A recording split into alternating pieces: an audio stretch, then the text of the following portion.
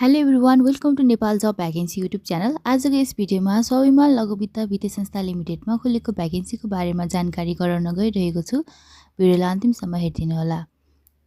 स्वाभिमान लघु वित्त वित्तीय संस्था लिमिटेडमा मिति 2081 साल 11 महिना 23 गते वरिष्ठ अधिकृत र कनिष्ठ सहायकको लागि चाहिँ भ्याकेन्सी खोलेको छ। नेपाल राष्ट्र ब्याङ्कबाट घ वर्गको इजाजत पत्र प्राप्त लुम्बिनी प्रदेश स्तर कार्यक्षेत्र भएको लघु वित्त वित्तीय संस्थालाई संस्थाको सञ्चालनमा रहेका शाखा कार्यालयहरू तथा केन्द्रीय कार्यालयका लागि कर्मचारी आवश्यक भएकोले तपसिल पदहरूमा योग्यता पुगेका नेपाली नागरिकहरूबाट दरखास्त आह्वान गरिन्छ भनिएको छ। विज्ञापन नम्बर 5 मा रहेको छ। वरिष्ठ अधिकृत पदको लागि केही सङ्ख्यामा मागिएको छ। शैक्षिक योग्यता सेमी क्वालिफाइड चार्टर एकाउन्टेन्ट उत्तीर्ण गरेको साथै वाणिज्य शास्त्रमा स्नातक तह परीक्षा उत्तीर्ण गरेको, उमेर हद 21 वर्ष पुरा भई 40 वर्ष ननागेको, सेवाको प्रकृति स्थायी सेवा हुनेछ। त्यसै गरी अर्को विज्ञापन रहेको छ कनिष्ठ सहायक। यसमा केही सङ्ख्या मागिएको छ।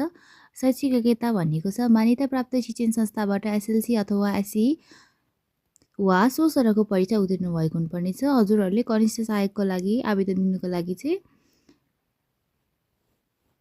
एसएलसी अथवा सी मात्र पास गरेको भए पुग्नेछ है। अनि उमेर चाहिँ 18 वर्ष पुरा भई 35 वर्ष ननागेको, सेवा प्रकृति भनेको स्थायी नै हुनेछ है।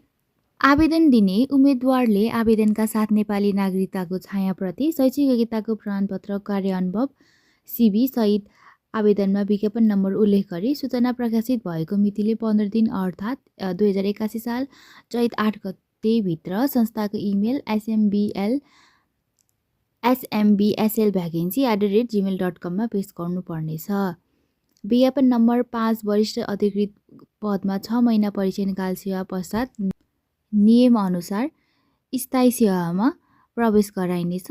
विज्ञापन नम्बर 6 कनिष्ठ सहायक प्रशिक्षार्थी पदमा 6 महिनाको प्रशिक्षण तथा 6 महिनाको परिचयकाल अवधि पश्चात सेवा प्रवेश गराइनेछ भनेर भनिएको छ है। वरिष्ठ अधिकृतको लागि चाहिँ 6 महिना परिचयकाल हुनेछ भने कनिष्ठ सहायक प्रशिक्षार्थीको लागि चाहिँ 6 महिना प्रशिक्षण र 6 महिना चाहिँ परीक्षाकाल गरेर 6 महिना हुनेछ है। त्यसपछि मात्र स्थायी हुनेछ भनेर भनिएको छ।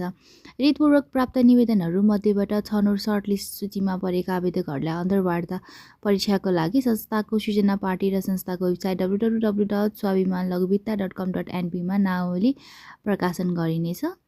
हजुरहरू सर्टलिस्ट हुनुभयो भने हजुरहरूको नाम चाहिँ यो वेबसाइटमा प्रकाशित गरिनेछ भनेर भनिएको छ।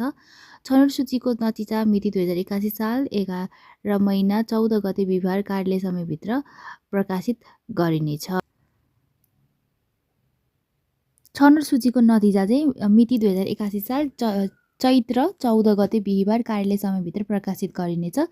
महिला उम्मेदवारको हकमा तोकिएको उमेरको अधिकतम बन्देजमा 5 थप वर्ष हुनेछ।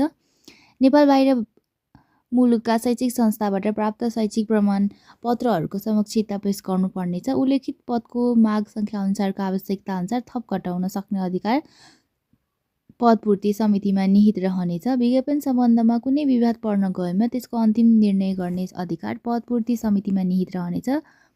उल्लेखित पद संस्थाको आवश्यकता अनुसार एकैपटक वा पटक पटक गरी भर्ना गरिनेछ। विज्ञापन नम्बर 5 वरिष्ठ अधिकृत पदमा बैङ्क तथा वित्तीय संस्थाको कार्य अनुभव प्राप्तलाई विशेष प्राथमिकता दिइनेछ। परीक्षाको किसिम अन्तर्वार्ता, तलब भत्ता तथा सुविधा संस्थाको नियमअनुसार हुनेछ भनेर भनिएको छ है।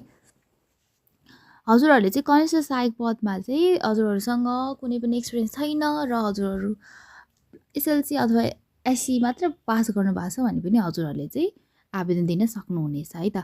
अनि भ्याकेन्सी भर्नलाई चाहिँ हजुरहरूले चाहिँ आफ्नो नागरिकताको फोटोकपी, शैक्षिक योग्यताको प्रमाणपत्र अनि कार्य अनुभव छ भने त्यो प्रमाणपत्र चाहियो। त्यसपछि हजुरहरूको सिभी र कुन विज्ञापनमा भर्न चाहनुहुन्छ, वरिष्ठ हो कि कनिष्ठ सहायक हो, विज्ञापन नम्बर सहित हजुरहरूले चाहिँ यो सबै डकुमेन्टहरू चाहिँ इमेल smbslvacancy@gmail.com मा चाहिँ हजुरहरूले मेल पठाउनु पर्ने हुनेछ है त।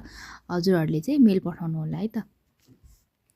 यसरी हजुरहरूले स्वाभिमान लघु वित्त वित्तीय संस्था लिमिटेडको भ्याकेन्सी भर्न सक्नुहुनेछ। हजुरहरूलाई मेरो भिडियो कस्तो लाग्यो? भिडियो मन परेमा लाइक, कमेन्ट, सेयर र च्यानललाई सब्सक्राइब गर्न नभुल्नुहोला। And thank you for watching.